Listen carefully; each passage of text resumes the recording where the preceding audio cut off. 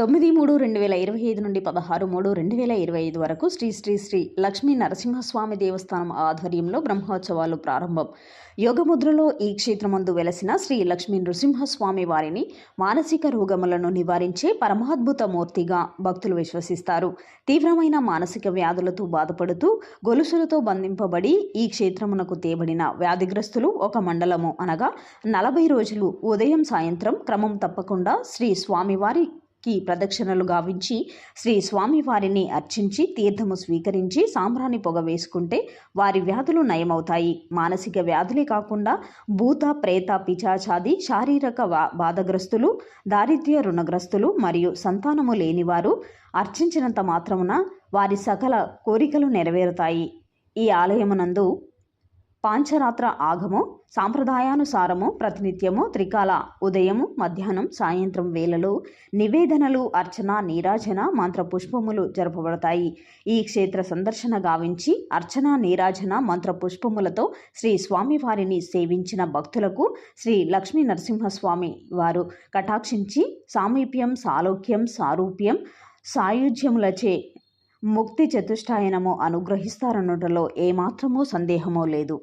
సదా శ్రీవారి సేవలో ముల్కనూరి భిక్షపతి చైర్మన్, కమిటీ సభ్యులు, అర్చకులు మరియు సిబ్బంది ఎస్ మహేష్, కార్యనిర్వహణాధికారి. శ్రీ స్వామివారి కళ్యాణము 1116 దంపతులకు మాత్రమే తలంబ్రాల రోజు శ్రీ స్వామివారి బ్రహ్మోత్సవ కార్యక్రమాలకు హంసవాహన సేవ, శ్రీ పుష్పయాగం, నాకబలి, బ్రహ్మోత్సవ సమయంలో సమయానుకూలంగా హరికథలు, సాంస్కృతిక కార్యక్రమాలు, పండితోపన్యాసములు జరప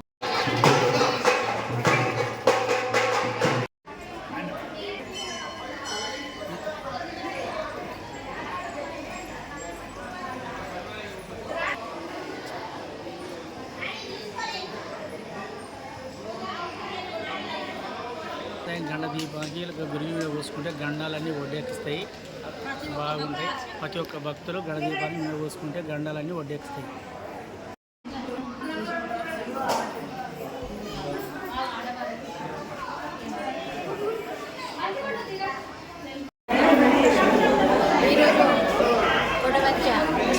దేవస్థానానికి కుటుంబ ఫ్యామిలీతో విచ్చేసినాము. మరి లక్ష్మీ నరసింహస్వామి ఇప్పటి నుండి కాదు, మొదటి నుండి దాదాపుగా 70 సంవత్సరాల నుండి అంతకంటే ముందు నుండే ఈ గుడి ఏర్పడడం జరిగింది. వీటికి ప్రభుత్వ పరంగా కూడా అన్ని వసతులు చేయడానికి ఫండ్స్ కూడా ఇవ్వడం జరుగుతుంది. మరి నేను చిన్నప్పటి నుండి మా తల్లిగారి గ్రామము మల్లాయపల్లె, మా నాన్నగారు మాకు కుటుంబము ఈ దేవుడు మాకు మొదటి నుండి చాలా ఇష్టము. దేవుడు అనుకున్న కోరికలన్నిటినీ కూడా నెరవేరుస్తున్నారు. మేము ఇప్పటికీ ప్రతి సంవత్సరము వస్తూనే ఉంటాము ఈ దేవుని దర్శనానికి.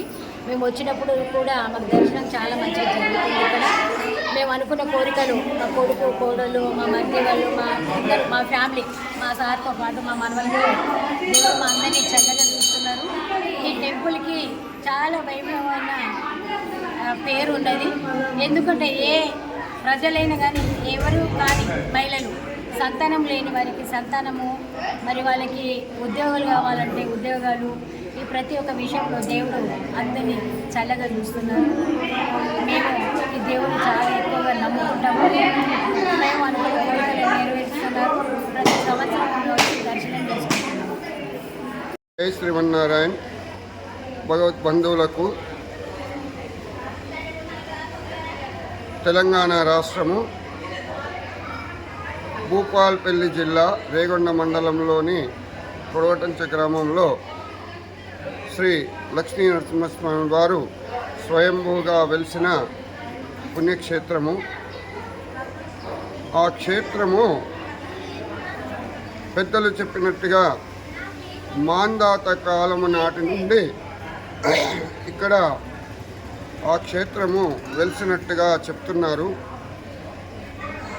తరువాత ఈ స్వామివారికి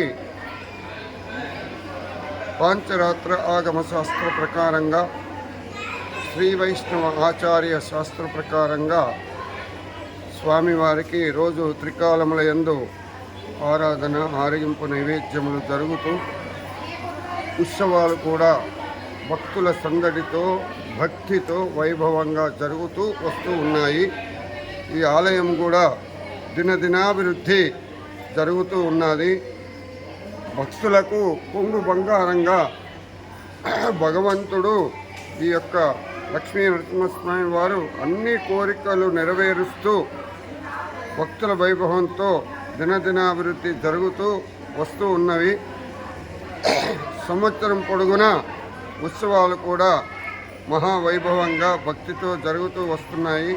ప్రతి సంవత్సరము జరుగుతున్నట్టుగా ఈ సంవత్సరం కూడా ఈ రోజు నుండి స్వామివారి బ్రహ్మోత్సవాలు ప్రారంభమైనాయి. రేపు బ్రహ్మోత్సవాలలో ముఖ్యమైన ఘట్టము సాయంత్రము 7 గంటల నుండి స్వామివారి కళ్యాణోత్సవాలు ప్రారంభమవుతాయి. ఆ భక్తుల భక్తితో భక్తుల రద్దీతో ఆ కళ్యాణోత్సవము అంగరంగ వైభవంగా జరుగుతూ ఉంటుంది. తర్వాత స్వామివారికి పౌర్ణమి వరకు రోజొక ఉత్సవము రోజొక సేవతో భక్తులందరికీ దర్శనమిస్తూ హోలీ అంటే పౌర్ణమ 14వ తారీఖు హోలీ పౌర్ణమి రోజు మరుసటి రోజు స్వామివారికి యానోత్సవము అంటే జాతర, బండ్లు తిరగడము, ప్రభలు తిరగడము, వాహనాలు తిరగడము, భక్తుల రద్దీ పెరగడము, ఆ 2 రోజులు 14, 15 జాతర కూడా వైభవంగా జరుగుతూ 14వ తారీఖు పౌర్ణమి రోజు సాయంత్రము అతి ముఖ్యమైన ఉత్సవము మహా పెద్ద రథోత్సవము జరుగుతుంది. ఆ పెద్ద రథోత్సవంలో కళ్యాణము చేసుకున్న ఆ దంపతవర్యులు భక్తులందరికీ దర్శనమిస్తూ లోక కళ్యాణార్థమై భక్తులందరినీ రక్షిస్తూ కాపాడుతూ దర్శనమిస్తూ ఉంటాడు. ఆ తర్వాత మరుసటి రోజు 16వ తారీఖు సాయంత్రం నాకుపల్లి పుష్పయాగము జరుగుతుంది. పుష్పయాగము కూడా వైభవంగా జరుగుతూ వస్తూ ఉన్నది. భక్తులతో వైభవంగా జరుగుతుంది. ఆ పుష్పయాగంతో ఈ సంవత్సరం బ్రహ్మోత్సవాలు ముగుస్తాయి. ఈ బ్రహ్మోత్సవాలు భక్తులతో భక్తుల రద్దీతో భగవద్భక్తితో వైభవంగా జరుగుతూ ఉంటుంది. వాళ్ళ అందరినీ కూడా స్వామివారిని అష్టైశ్వర్య సిద్ధులతో రక్షిస్తూ కాపాడాలని మంగళాశాసనం చేస్తున్నాము.